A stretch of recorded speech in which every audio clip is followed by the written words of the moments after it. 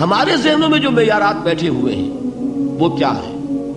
کامیابی پیسے سے ہے، کامیابی جائیداد سے ہے، کامیابی کاروبار سے ہے، کامیابی شہرت سے ہے، کامیابی اقتدار سے ہے. یہ معیارات ہیں. جو جتنا دولت مند اتنا کامیاب، جو جتنا مشہور اتنا کامیاب، جو جتنا پاپولر اتنا کامیاب، جو حکومت پر پہنچ گیا کامیاب، جس نے بڑا کاروبار جما لیا کامیاب، جس نے بہت جائیداد بنا لی کامیاب. یہی ہے اصل میں ساری بس کی گانٹھ. جو تصور کامیابی کا ہوگا اسی کے مطابق آپ کی بھاگ دوڑ ہوگی، اسی کے لیے جد و جہد ہوگی، اسی کے لیے توانائیاں صرف ہوں گی، اسی کے لیے دن رات کی مشقت ہوگی. یہ ہے اصل شے جس کی یہاں نفی ہو رہی ہے.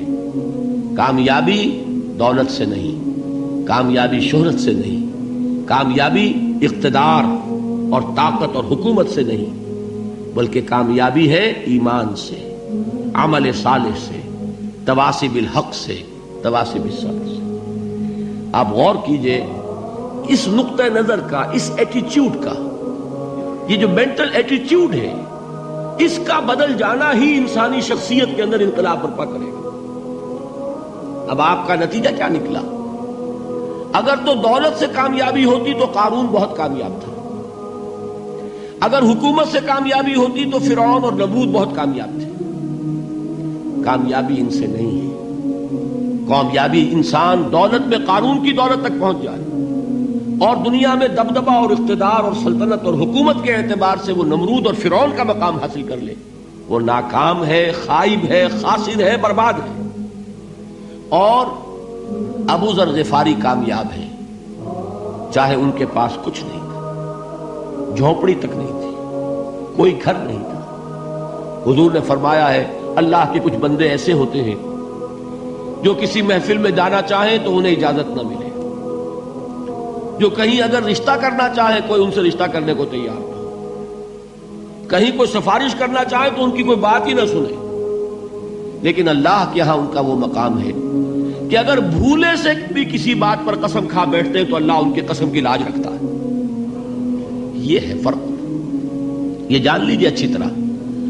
اس بات کا مان لینا آسان، اس پر سبحان اللہ کہنا آسان، لیکن اس کے مطابق آپ کے اپنے ذہن کا بدل جانا بہت مشکل. اس لیے کہ ہم متاثر ہوتے ہیں اپنے ماحول سے. وہ بڑا محل ہے، دیکھ کر ایک دفعہ جھجری آتی ہے، وہ بڑی سی 20 فٹ لمبی کار سناٹے کے ساتھ آپ کے پاس سے گزر گئی. ایک دفعہ اعصاب کے اندر ارتعاش ہوتا ہے، محسوس ہوتا ہے بڑے یہ نصیبے والے لوگ ہیں، بڑے خوش نصیب، بڑے کامیاب. حالانکہ کچھ معلوم نہیں کہ یہی سب سے بڑی بد نصیبی ہو سکتا ہے کہ یہی سب سے بڑی ناکامی ہو. اگر ذہنوں میں یہ بات بیٹھ جائے کامیابی کس شے سے.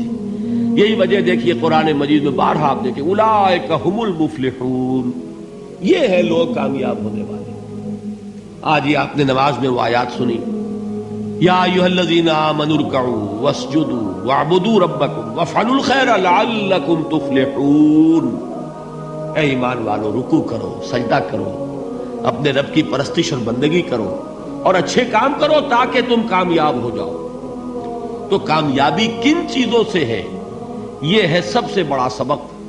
یہ ہمارے دل میں اگر بات بیٹھ جائے، ٹھک جائے، تو زندگی بدل جائے گی.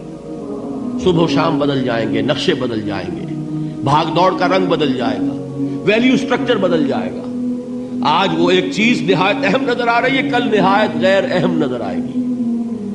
جیسے کہ حضور کی حدیث ہے، مالی ولد دنیا، مجھے تمہاری اس دنیا سے کیا سروکار ہے.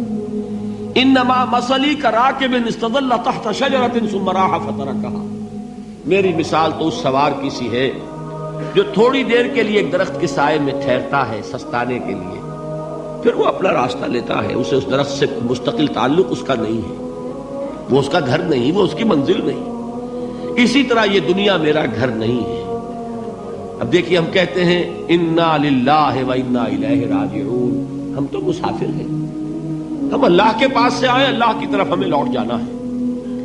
کن فی الدنیا کانک غریب و عابر سبیل، حضور فرماتے ہیں دنیا میں ایسے رہو جیسے کہ تم اجنبی ہو یا راہ چلتے مسافر. لیکن یہ طرز عمل کب ہوگا؟ جبکہ یہ آیت ہمارے ذہنوں کے اندر بیٹھ گئی ہو، والعصر ان الانسان لفی خسر الا الذین آمنوا وعملوا الصالحات وتواصوا بالحق وتواصوا بالصبر۔ یہ ہے اصل بات جو میں نے عرض کیا تھا کہ میں بتاؤں گا صحابہ کیوں ایک دوسرے کو یاد دلاتے تھے۔ اس لیے کہ دیکھیے جیسے برف باری اگر ہو رہی ہو، آپ باہر نکلیں گے تو برف آپ کے کپڑوں پر جم جاتی ہے نا، تو آپ جھٹکتے ہیں کپڑوں کو تاکہ برف ہٹ جائے۔ ہمارے ایمان پر اس دنیا میں رہتے ہوئے جب ہم متاثر ہوتے ہیں ماحول سے تو گردہ آ جاتا ہے، برف پڑ جاتی ہے، اس کو جھٹکتے رہنے کی ضرورت ہے۔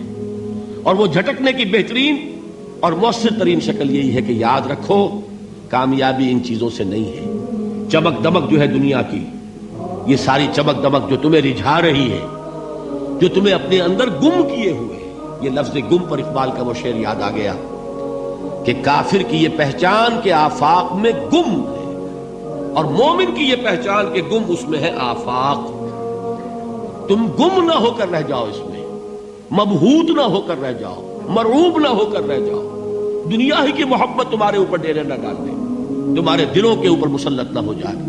لہذا تازہ کرتے رہا کرو، والعصر ان الانسان لفی خسر الا الذین آمنوا وعملوا الصالحات وتواصوا بالحق وتواصوا بالصبر۔ پھر یاد کر لو، پھر تازہ کر لو اپنے اس یقین کو کہ کامیابی دولت سے نہیں، کامیابی ثروت سے نہیں، کامیابی اقتدار سے نہیں، کامیابی شہرت سے نہیں، کامیابی جائیداد سے نہیں، کامیابی ہے ایمان سے، کامیابی ہے عمل صالح سے، کامیابی ہے تواصی بالحق سے، کامیابی ہے تواصی بالصبر سے۔ یہ چار چیزیں ہیں کہ جو کامیابی کے لوازم